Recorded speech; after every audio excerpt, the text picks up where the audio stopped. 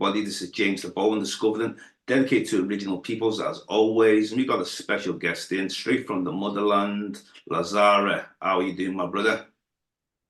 Hello, James. How are you? I'm fine. I'm Thanks. great. It's great to have you on anyway. And you're out in New Caledonia at the moment, aren't you? In the Pacific Islands. Yes, yes. New Caledonia is not known. First of all, thank you to welcome me, and sorry for my English in maybe a It's French okay. accent. New Caledonia is a part of what we can call the Oceania. This uh, hundreds of and thousands of islands in the Pacific. It's near Australia, but it's really small, so people don't know it. And also Vanuatu, which the capital of Vanuatu is Port Vila. And yes, I'm here since February for uh, professional reasons. I'm a teacher, and I was based in Guyana, French Guyana, and I chose to move to New Caledonia also to move around and see the world and see other places, other spaces. So I'm here since February, and it's really a beautiful, very beautiful region with sea everywhere, but also the hills. So you can walk on the hills and also see the sea around, the colors of the sea. It's amazing. Also, nature is really rich. You have fruits, you have cassava, as in Africa. I come from Burkina Faso in West Africa, where we eat cassava, we have yam, and you find that here. Maybe So it's we'll talk Melanesia. after, but So now New Caledonia is in Melanesia area. Melanesia, Papua New Guinea, it's Fiji, it's part of Solomon Melanesia. Islands. I sent you this image where you see Melanesia and Polynesia, but it's Yeah, I might. now it's populated by communities coming also from Polynesia. There are many people from Tahiti, from Wallis, who migrated here, but originally we can say that this country, this land was part of and is part of Melanesia. They recently, I think it's in November or December, they participated in the cultural festival of Melanesia, which was in Vanuatu. And there is a connection between the people of here. The people here are called the Kanak people. And there is an immediate connection to the Melanesian world, Melanesian culture. I mean, the Papoose of New Guinea, and there are brothers and sisters. So they participated in this festival, which happened, I think, every 2 years. And it's really an important meeting for people who can afford to to visit here, because it's really far. It's important to come and attend this festival. I think the next will be in 2 years, maybe in Hawaii or Tahiti. I don't know exactly, but this Melanesia festival is it's a really a meeting point for all the people who love Melanesia, the culture, their dances, their beliefs. So it's really a great place.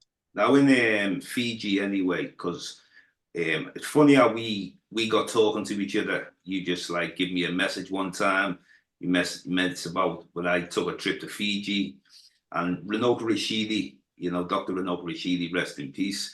He has his site on the social media in museums and tombs, and I used to post a lot of videos. I've met Renoka Rashidi. I put on an event. I've interviewed him as well.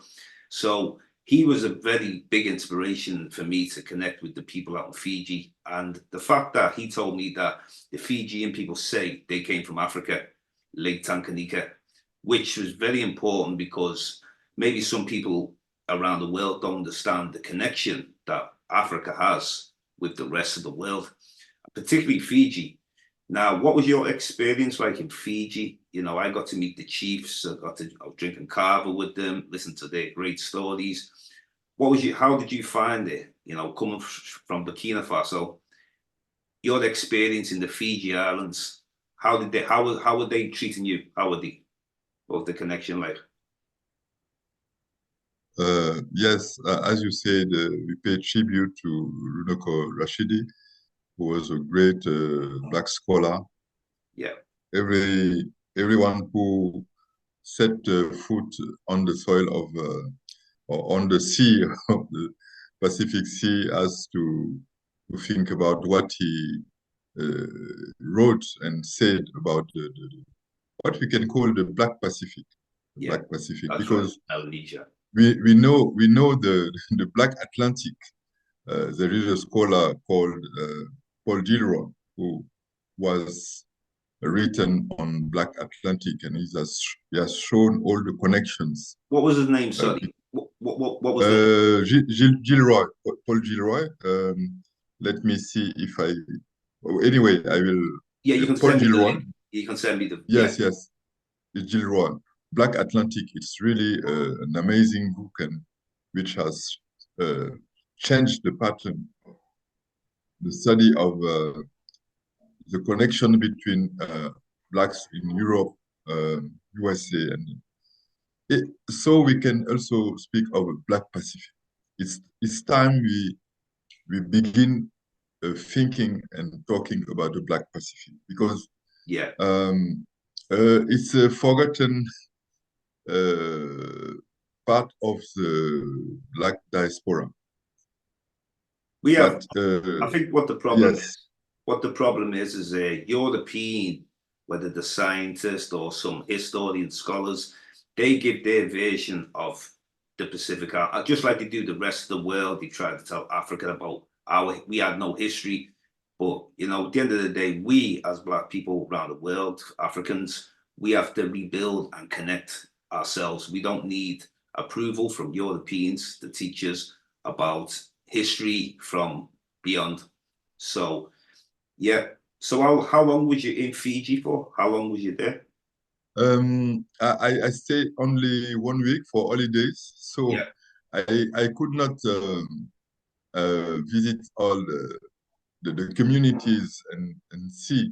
But uh, the when we arrived in Fiji, we felt immediately that we have a connection Yeah. with Yeah. the Fijians. Great people. So, and we felt it, and it's amazing because people told that they came to us. They came to us to whenever they felt that we were just Black people, but not from Fiji, but African. Yeah. They came to us with much sympathy, much love.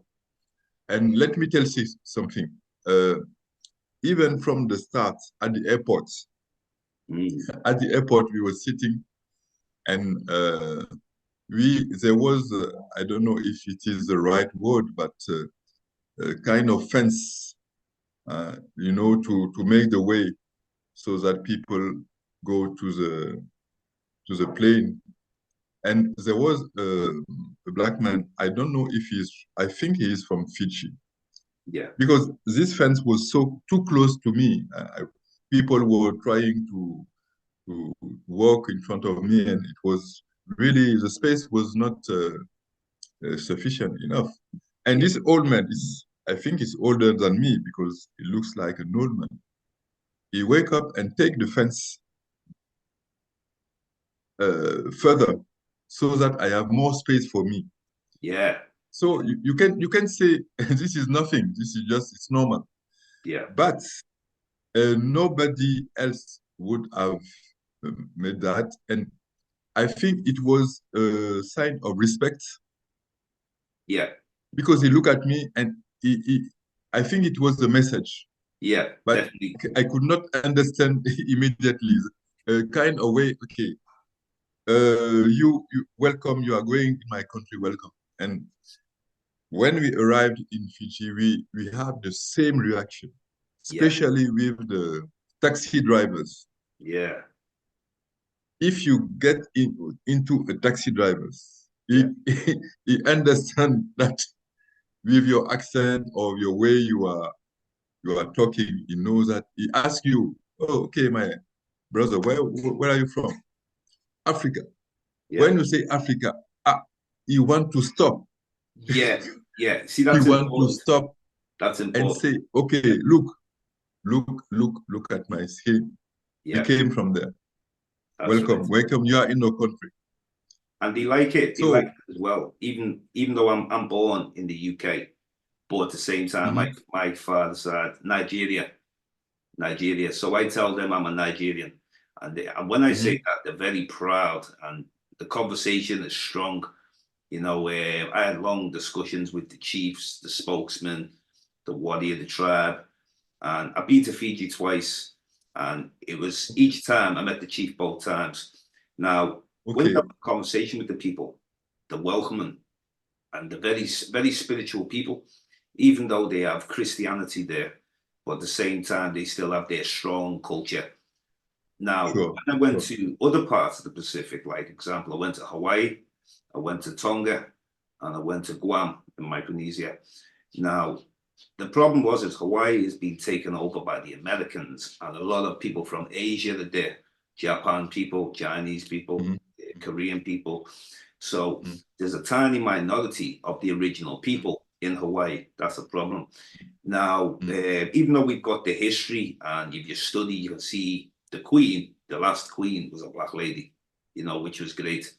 And also, a lot of the old legends, they spoke on Africa, the Hawaiians, I spoke to some Hawaiian people, and they would tell me that Africa was considered the land of the gods, the land of the spirits.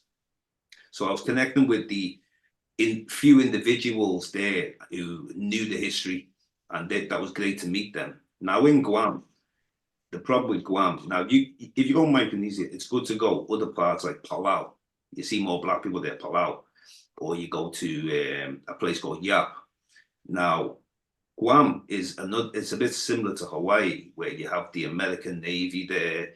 You have a lot of people from Japan there. So a lot of the original Micronesians are not treated too good, So then now Tonga's Polynesia. Tonga's interesting. It's like 50-50. So the people in Tonga don't say they come from Africa, but they say they came from Fiji. That's what they say. mhm, So, but mhm. I'd say in Fiji was like a lot better than the other experiences. Now, in New Caledonia, where you are now, Vanuatu, is this right? How close is Vanuatu? Did you go to Vanuatu? Not yet. Okay. I would like to go, but I know it's different. Yeah. So New It's different. Caledonia. So the people in New Caledonia, did they say what the Fijians say? Did they say they came from Africa? The people from New Caledonia. Uh, I I I think when I uh, got in touch with you, I wanted to compare the experience. I wanted to know someone who has seen many places and who has Yeah. visited Fiji. That's why but my time was too short. In fact, I for the moment I have not had the same experience. But people tell me that in Vanuatu, yes, there is this sense of blackness, Yeah. which is stronger. Uh, Maybe you know the history of New Caledonia. It's a French That's right. Yeah. department, Yeah. uh, and it's the story. So the school doesn't also bring you, even if they have this feeling, they have not expressed it directly as in the Fiji. Yeah. Yeah. You don't express as much. So when you talk to, like, I'm sure you're there for 1 year. You said you came February. So when you're speaking to different people from New Caledonia, Black peoples in particular, what did they say about Africa? Like, I mean, have you spoken to them about it, or it's not? How would you say? What's the response? I think it's for the moment what they are looking for is there is a situation here where they want to, to have more political autonomy. Okay. It's that they have in mind. Um, so even if I try to get closer to them, and yes, they are really receptive to meet me, to show me the place, to ask about Africa, because it was um, also the result of the colonial expansion of France. Yeah, So we share this in common. But that's right. I have never, I don't say it doesn't exist, but for the moment, I have never heard from them something as clear as in the Fiji or maybe Vanuatu. Right. Okay. Now we're in Burkina Faso. Now we understand we've seen a lot of things on the internet lately, on the news about trying to get the French out. And so, what's the? Can you tell us anything? What's going on in Burkina Faso at the moment, as far as removing the colonial powers? The main point is the first point is that maybe since 10 years, because I think it started in 2015. Yeah. In January 2015, there was the first terrorist attack in the capital city, Ouagadougou. Okay. Before that, as you know, there was already terrorist attacks in the north of Nigeria with Boko Haram, in Niger, in Mali also, since especially in 2012, there was this strong attack after the collapse of Libya. There was and in 2015, this was the first step, and now today we have a catastrophic situation with more than 2 million people displaced in the country.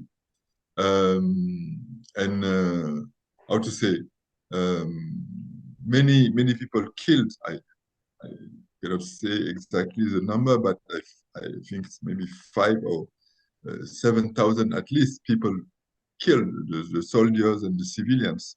So it's really a catastrophic situation. So confronted to that, the three countries of Mali, Burkina Faso, and Niger, you know, there was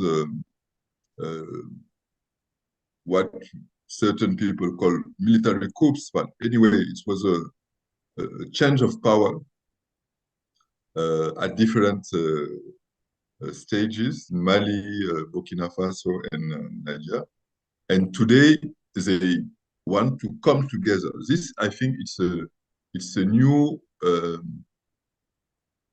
experience, Pan-African experience. Great. It's great. You No, want to be free.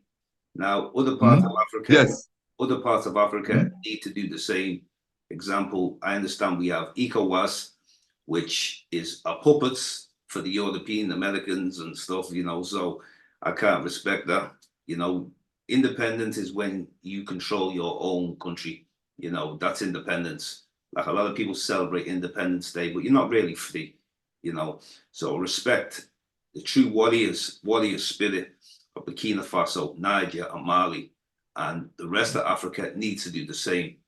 Now, what's the relationship? I understand there was the ECOWAS that were it was like almost like threats towards Burkina Faso.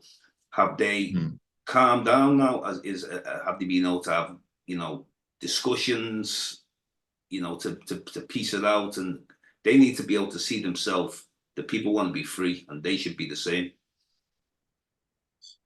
Well, yes. What is really sad is that this community, which was put in place to integrate the people, the states, so that we have a kind of united West Africa. This was a dream since a long time. Today, they was targeting the states and closing the borders because of certain arguments. What would have been good is to have ECOWAS with a military force to come and support these states and say, okay, you are attacked by terrorists. Here, this is what we can do to help. Instead of that, they have closed the border. All these three countries have no access to the sea. So, if you close the border, it's like you want to asphyxiate them, their economy, and the people. So this is really sad, and the people felt really hurt by that. They are still demanding what they call, elections, and without no help, without helping. But what they want is election. But when a country is attacked, can you talk about election? So I think elections are important in a democratic system, but when a territory is occupied by many non-state actors which are heavily armed by who knows, it's important first to have peace, to chase all these invaders from the country, and think about something else. So I think, when you are pushed, you are obliged to do something, to create something. And today, I think these three states have created something new. I hope it will be consolidated, and maybe the nucleus of another form of union. With a more union with the armies united, and the currency also with a single currency, and a kind of political union.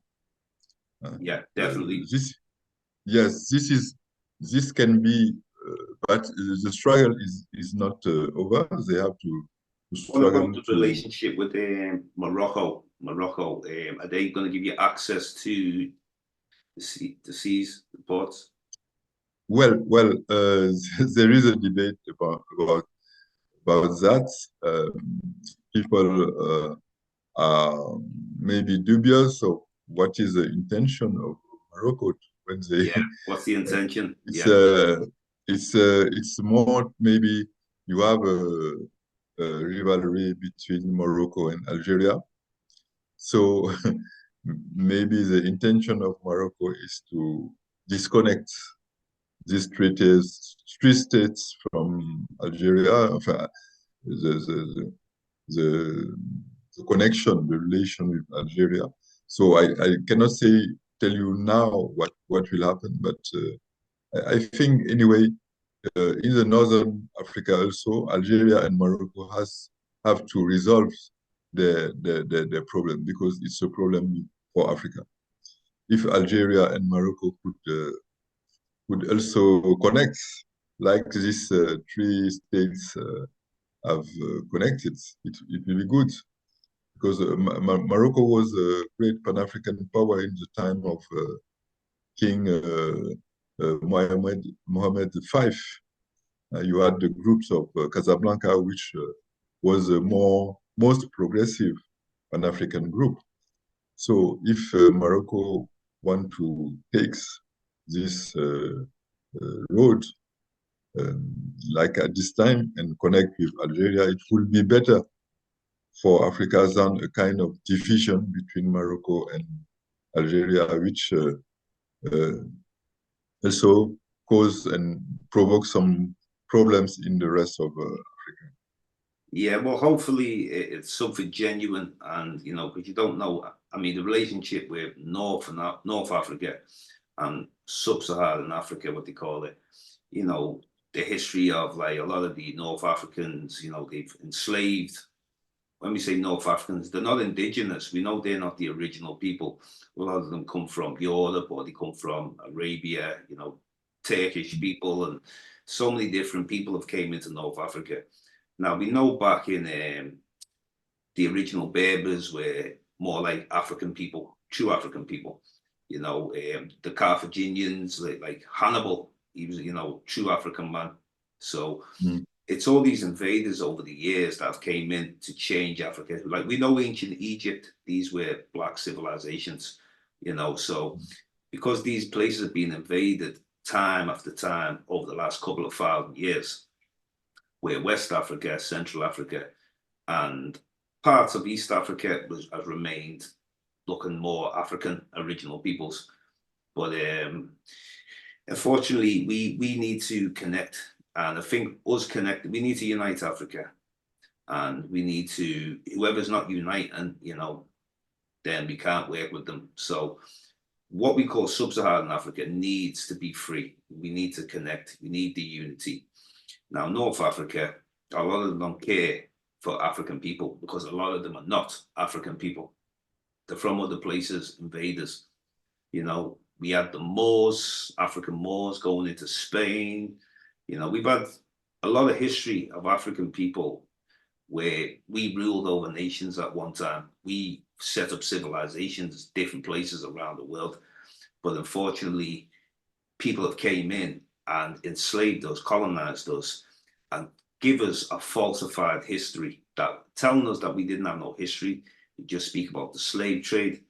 Now, in Burkina Faso, before the slave trade, the transatlantic, or even before the trans-Saharan slave trade, and I also want to ask you, what tribe? Do you have a tribe? You have a tribe in Burkina Faso? What's your tribe? Well, we speak about ethnic groups. I don't know if it's a question of translation. Well, interesting. Because in Nigeria, ethnic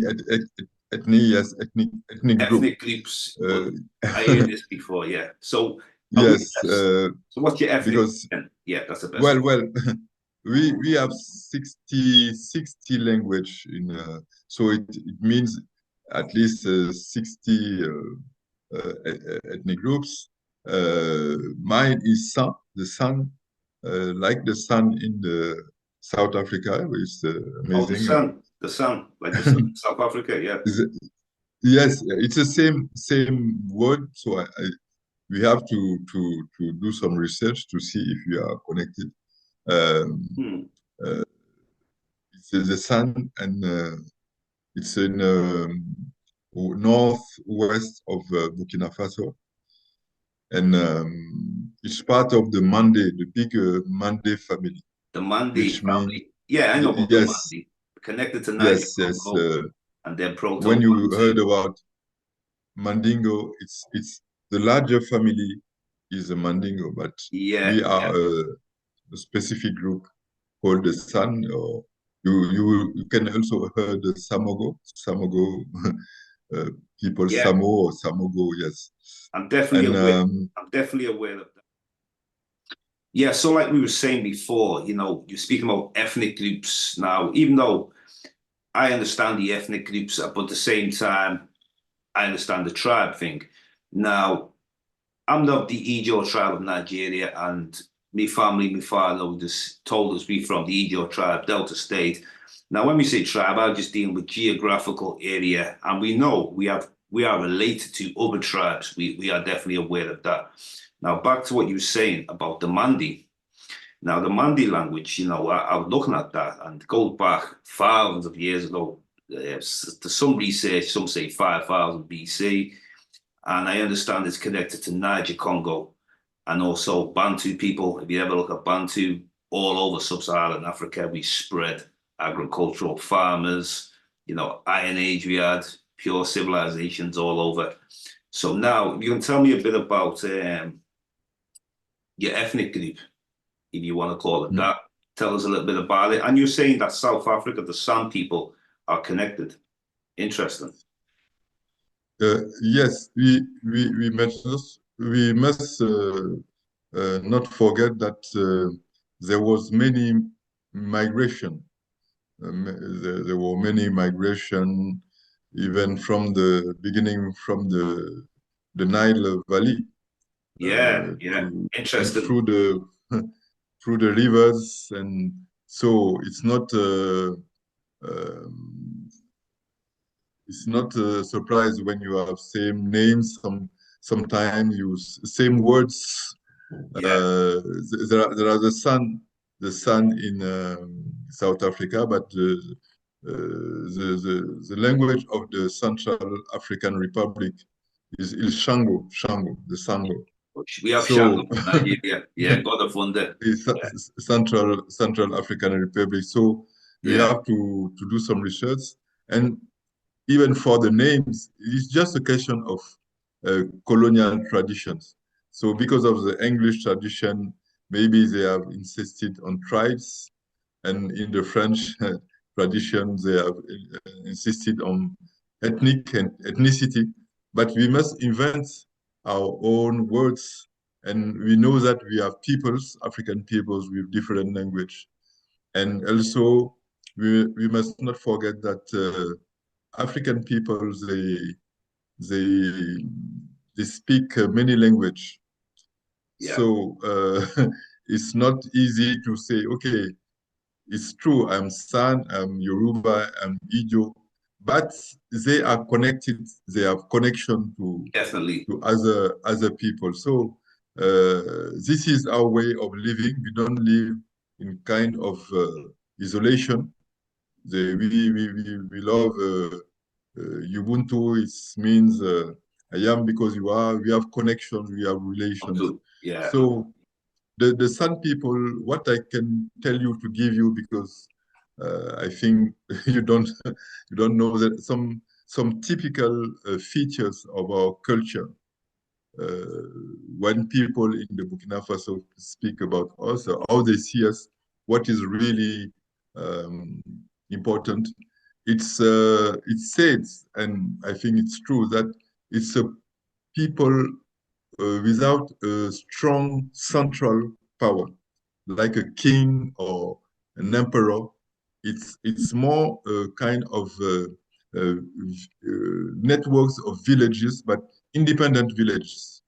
So maybe we can say the idea of independence and freedom.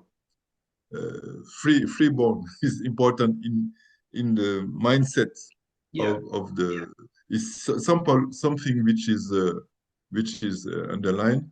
Also, something like the importance of cultivating millets, and also drinking millets beer. It's a it's kind of place where people love to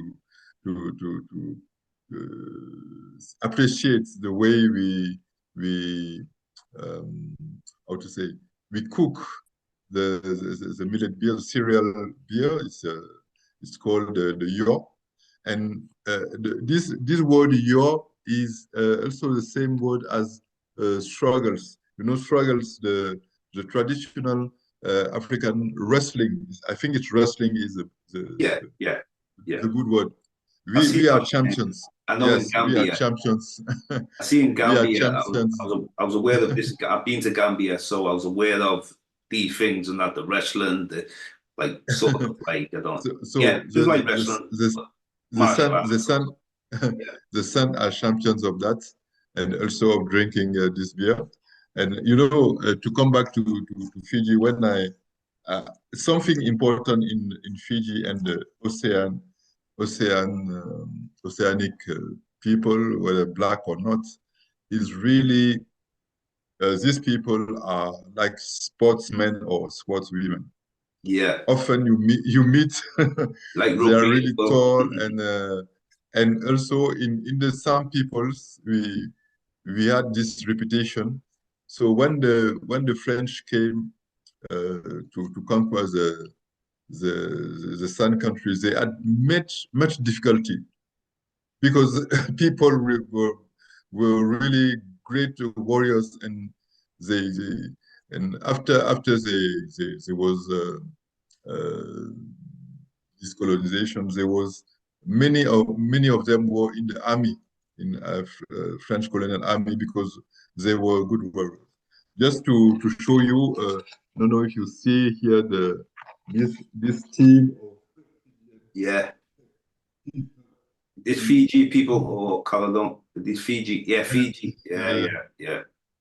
Fijian Drua players, and I don't know what is Drua, but these people are really Big people, very strong. big, strong people. Yeah, Yes, strong. yeah. So you I'm know, not, but yeah. So funny what you said before about migrations coming from the Nile Valley. Now, this is very important, this, because there's a lot of different places in Africa that speak on in the oral history, speaking on Mm, migrations of people coming from the Nile Valley. Example, I've heard about the Dogon, my own tribe, the Ijo. These speak on mhm, Nile Valley connections. The Yoruba speak on it. And mm, people in the Congo, people in Uganda, there's people. So what I mean is basically we deal with this thing of colonial powers where it's borders, like we're not able to move free. We was always mm, moving around Africa. We were navigators, like you mhm, said, lakes, rivers. One time the mm, Sahara Desert was not a desert, lush mm, grassland mhm, vegetation. So mhm, we have to look at Africa as borderless. These mhm, things are borders, creators, and boundaries. This is not the true Africa. This is mhm, separation. So mhm. if you can tell us a little bit about some of the stories or the history of the connections with the Nile Valley. That'd be very Mhm. interesting. You can tell us what you know. Well, I'm not a specialist, as you know. I mean, whatever you Um, know. Yeah. I, Mhm. the first thing is, I think, to remember that mankind was born in Africa, and where was that? It was in Ethiopia, maybe Chad, this area, Sudan. It is this area. And from there, you have the first migrations of the first human people, the first human being going down maybe through the line to East Africa and South Africa, because in South Africa, there was the discovery of one of the oldest human settlement. You find also maybe migration uh, and direction of the west after the Chad to Sahel. Morocco also, some bones were found there. And sure, Egypt, Kemet, uh, was built because there was a long tradition of human culture in the Ethiopia's Nubia and Ethiopian area. So it's not a surprise that after thousands of years, you find the emergence of the greatest human civilization in Kemet, as Professor Shekanta Diop has Chicken. Yeah. Yeah. Yeah. Yeah. yes, as shown. And also you have in the general history of Africa, uh, general history of Africa, which was the first volume was directed by Joseph Ki Zerbo, uh, from Burkina Faso, my father. So in this area, they tell you how, when the Sahara, which was rather a forest with much water, Yeah. when this Sahara became, because of the drought, to become a desert, it was not. African people began to migrate. Some move eastwards to come in the Nile Valley to join the other family who were there to build the Kemet civilization. Other moved westwards to go down in today Nigeria, Chad, Senegal, they go down. Yeah. So it's sure that when you see the paintings today in the Sahara, when you see the shapes, the colors, that it was our ancestors who lived there. And because of the drought, they had to move southwards and to occupy what is today in Nigeria, Senegal, all the West Africa. Yeah. So some scholars have studied that very precisely. We cannot do that more than better than they have done. But I want just to tell the younger generation that the general history of Africa is online. UNESCO has edited and published the general history of Africa, and they have to go and take it. It's free. You don't have to pay. So you don't have only to look at images, music, dance. You also have to know your history, know your past, know your identity, and this is free. You just have to Google General History of Africa, and you will find it for free. Now, in Burkina Faso, was this a part of the Malian Empire? Did this come under the Malian Empire or Songhai Empire? Yeah. Uh, in fact, what is Burkina Faso was created. This is also absurd to say that you create a country, but Yeah. it it started in 1885 with the Berlin Conference, where they drawn all this border, cutting across people because England has one part in Ghana, French has another part, and so you have many African peoples who are cut. Their cousins are in the other side of the border. So Burkina Faso was created in 1919, and one part, the western parts, were closer, in fact, to the Manding civilization, the Jula civilization. Jula are traders. It's like the Hausa in the northern part of Nigeria. They are traders, Muslim traders. Yeah.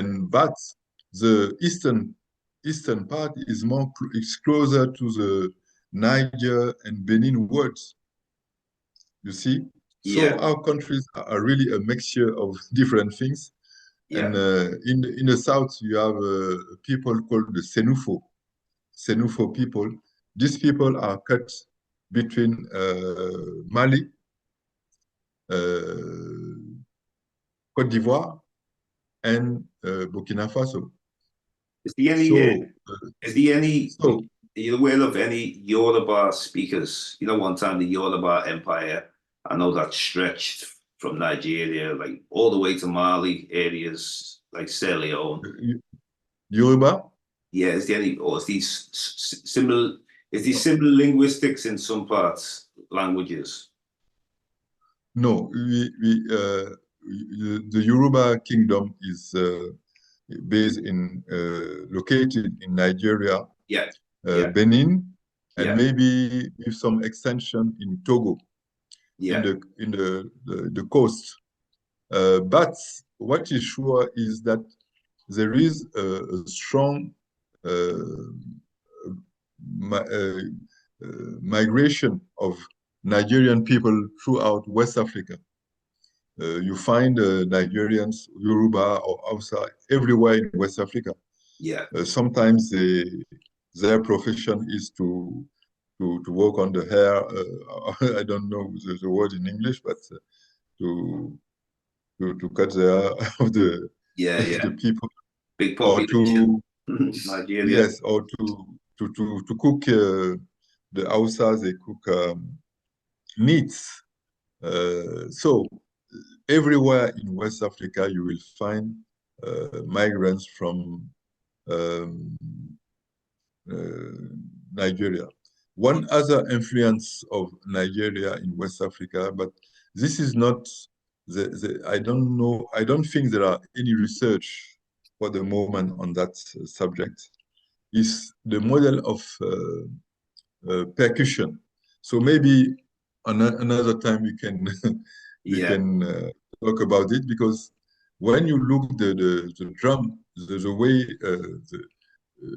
the Yoruba and the Nigerian percussion is really something great, and it's not a surprise if you see what is the Nigerian music. You see Fela, you see Sunny Ade, and those who are today the music which is played everywhere in the world come from Nigeria. There is a really a strong culture of rhythms and percussion, and I think it has played an important role in. Like a school, and there's a Nigerian school of percussion and Yoruba school, and when you see the way the San people and other people beat the drum, it's maybe there was an influence, but for the moment, we have not studied that, but I'm sure if we study that, we will find some I'm aware connection. of a lot of people in Gambia. They're Mandinkas, so I'm aware of like the Mandinka tribe. You know, it's in a lot of places in West Africa, which I thought was interesting. And another thing as well is you know about the time that you came. Do you have a religion, by the way?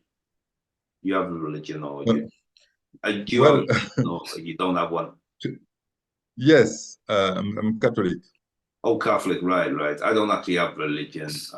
My father told me that, you know, we have traditions. we have our traditions, you know. So Sure, sure. obviously these are all imposed. Christianity was imposed in Africa. Islam was imposed. Now, even though that we know that a lot of the cultures, traditions originally came out of Africa anyways. You know, you got the Nile Valley, certain places. And it seems like it came back into Africa with a watered down version of white Jesus. You know, now I'm aware of the Christianity in West Africa was real destruction. Now, I understand that you have a lot of Muslims in where you're from as well, Burkina Faso, Mali areas.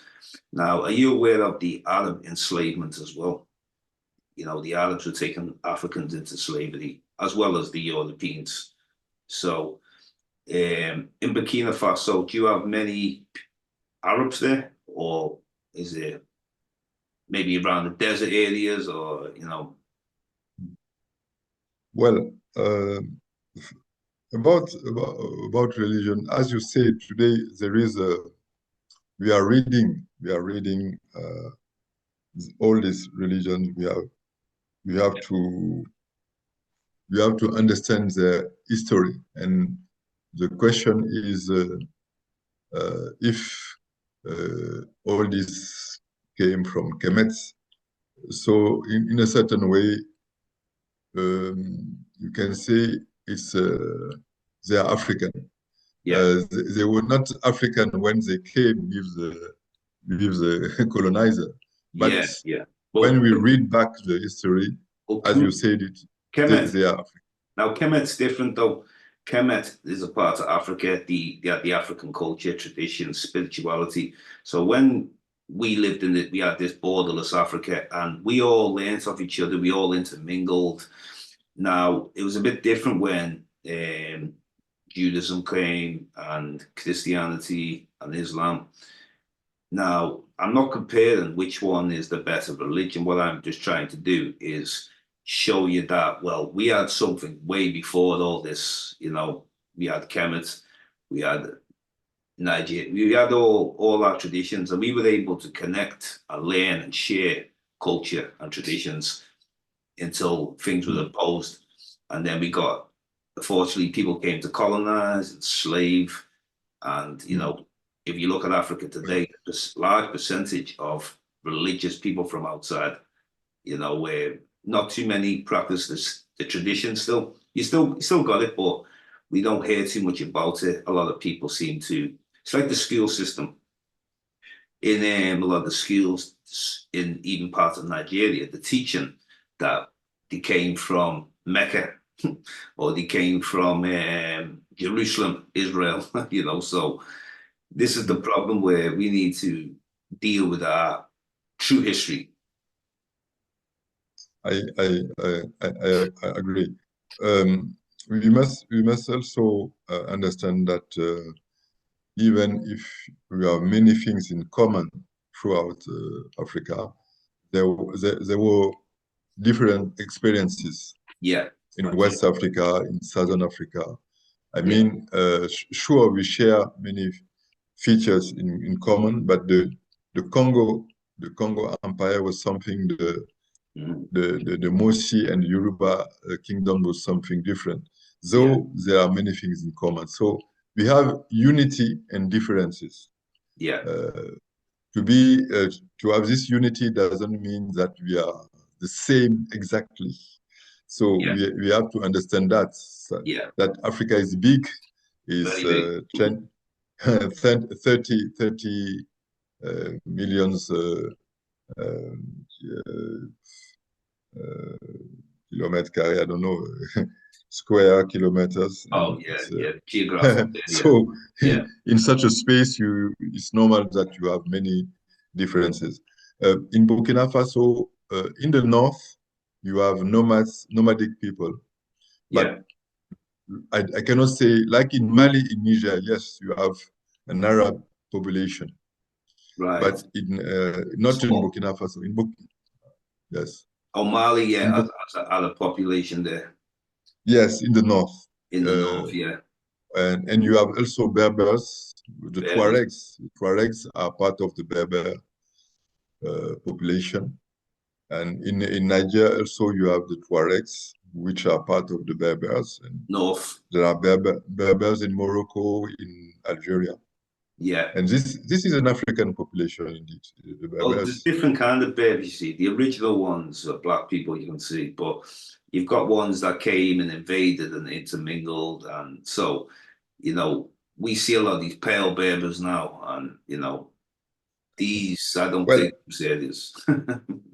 Well, I'm not a specialist of this question, but what I can say is that Berbers certainly you had black and non-black Berbers, I think. And even the Arabs who came in the 8th century, we have to check if they were only so-called whites Arabs, or because today even in Saudi Arabia or Yemen you find black. Definitely. In Yemen, and even among the princes and kings in Yemen, you find black, and you find them also in Iraq. That's right. So and not as descendant of slaves. So it's what I can say is to say that you have Berbers in Mali, Niger, Morocco, and Algeria. And what is sure, black population in all Africa are many, but they are not visible. We don't see them in the governments, in the top. That's right. Now, Mauritania as well. Mauritania is the worst situation. That's terrible what happened there. In 1981, finally, slavery being abolished. The island put some real serious pressure in Mauritania, So that's another. It's very serious. The situation there is really catastrophic, yes.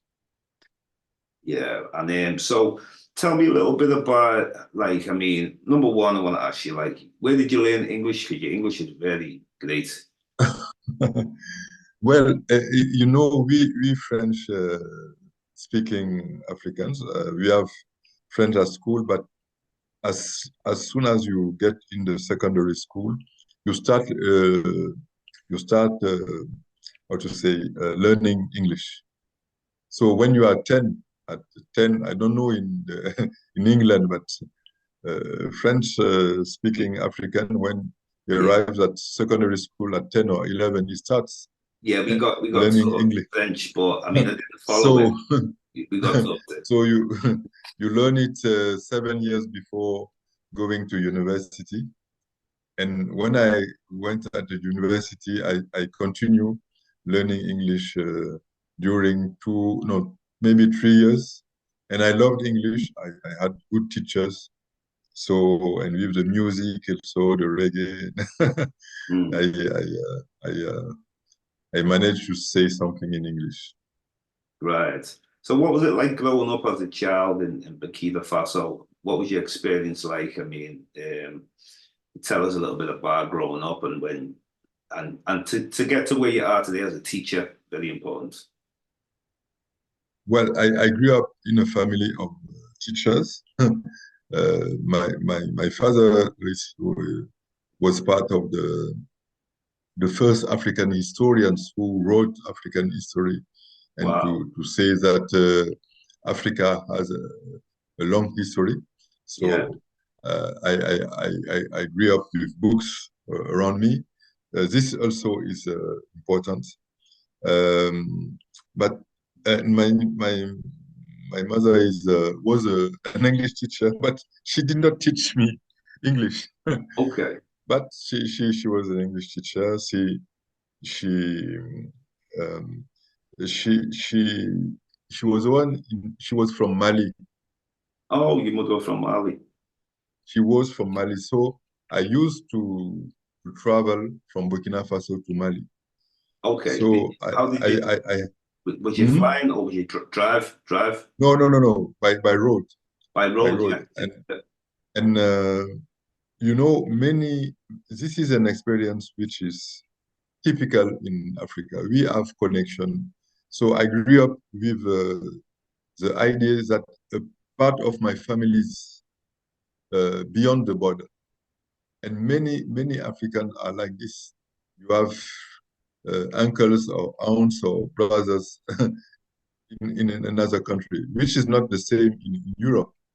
Yeah. So today, an African he feels at home when he travels in another country. Yeah. And Yeah. this is why we need a kind of federation, United States of Africa, so that you Definitely. have just one passport, you can travel and go where you want. I But definitely one passport, go everywhere. yes, one passport, yes. Yeah. And I grew up with that, and the family was also politically engaged. Yeah. So in the trade unions, also in the left. So I saw the many meetings at home, and, so I had a kind of political education, even if I did not understand all. I saw people discussing uh, political ideas. So all of this, it was really a good opportunity for me to understand So what did you the study? politics. So when you went to university, what did you study? What did could you teach now? What do you teach? I teach philosophy. Philosophy. I Okay. studied philosophy. So, uh, but now our generation, we maybe I hope we are the last that has this kind of curriculum where there is much European content. Yeah. I don't say that we must suppress all the European content in the at school, but we have much more European content than African content. Yeah. Well, So that's the problem. That's the problem. It's like European approval, which unfortunately they believe they are the rulers of the planet, but at the same time, we are the original peoples and we have the original teachings. And when you say the word philosophy, a lot of people think of the Greeks. Well, you know, Africa had philosophy way before them and civilization and existed before them.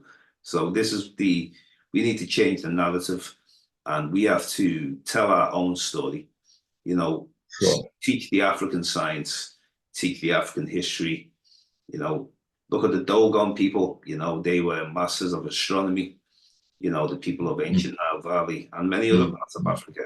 Because I think the problem is as well as when it comes to research in Africa, things like archaeology, anthropology, we need to be in charge of it, you know, rather than like it seems like the Europeans, you need their approval for something to be a fact. And I think that's a big But it's it's it's often a question of funding. You have to fund your own research. yeah. You know, today you have much data, amazing data in the north about Africa. Yeah, Uh, it's right that. History, the films, the books, because it's also a question of finance and We need more economy. research. So More research needs to be done in West Africa, Central Africa, Southern Africa, East Africa, because we do hear a lot about Egypt. We hear a lot about other parts of North Africa. Well, particularly Egypt, you know, very popular. You know, I was in Egypt last year, and mm, it's a lot of people from all around the world visited to see these pyramids, you know, see the Sphinx, learn about the structures, go to the tombs, see the museums, and it's full of history. Now, I did go to the south of Egypt where I visited the Nubians. So I was happy I got to take pictures, videos, and interview a Nubian as well. And, you know, because there's still the surviving populations of the original people still in Egypt in the south. And that's why it was mm, very important for me to go and visit them. mm. Now, over in New Caledonia, where you are today, it's great to see Africans connecting with other Black people around the world. You know, that's really, I'm really happy when you contacted me and you told me you were in Suva, in Fiji, and I knew straight away that you're definitely going to have a good connection with the Fijian people, most definitely. And New Caledonia, that's a new one as well. You know, I haven't actually been to New Caledonia, but hopefully you make some great connections there and you can teach them about, you know, what the Fijians are saying, what Africans are saying. And you said your father was a history teacher, and you know, what's the name of some of his books? Could you say he's Um, there is the history of Black Africa, yeah. which amazingly is not translated, but published in 1972, the history of Black Africa. And the first volume of the general history of Africa, the first volume, he was a director. Mm. So yes, he was a director of the first volume, and after that, you have eight volumes. And as I said, And how this far is with the history when your father teaches? Does he teach the history before the colonial powers, or does he focus on the colonial powers? He teaches before. no the history of Black Africa is it started from the the birth of humankind. Right Humankind. now that's great. After that, huh? That's great. Egypt, then You'll have to Egypt send. and the great empires. Yeah. It is in French, but you can have a look and also So look at the is general it history of is it. it is it converted into English or is it only in French? Not yet, it is in French, but I hope it will be translated uh, Yeah. Well, if you can many years after. maybe Hmm? send a link to me, send a link to me on the chat. So when you send a link, there might be a way I can get translations, maybe you know, somehow, some way, you know, Okay, great. Mm. definitely. And then, so what's your plan then while you're in New Caledonia? You came in February. You said was that last year, February? Yes, in last year, and here they start the school in February. So next month we are starting again Yeah. until December. This is I will teach this year here. Next year, I don't know yet, but it is really a good experience to meet. definitely. these people, these brothers and sisters here. Now, do they speak good English, or is it mainly French they speak in the Caledonia? No, they speak French. They speak French. Can they speak English, many people? I'm not sure because Okay. many they are close to Australia, so Yeah. and some islands are closer to Australia, so they have some connection. Also because they are how to say, for religious reasons, they are connected to churches, English-speaking churches. So Oh, yeah. maybe through that, yes. Well, you know, Christianity just seemed to get everywhere, didn't it? But at the end of the day, I believe that the ancestors are with us and we will get back to our true traditional ways. I feel it spiritually, you know, and it's a cycle. Things are cycle, things change over the years, but the cycle will return. But I believe it will return much more better than it ever was. And, you know, we have a lot of oral history, but we also have documented history.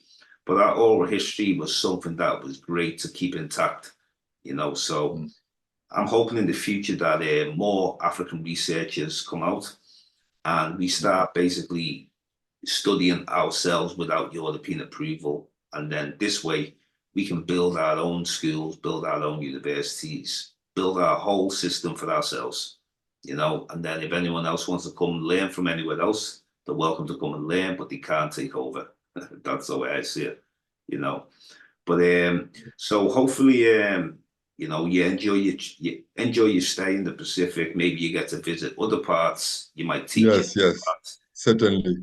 Well, you know, Vanuatu and yes, keep me up to date with whatever you're doing because I'm very interested and I'm very happy to link up with our brothers all over the world. yes.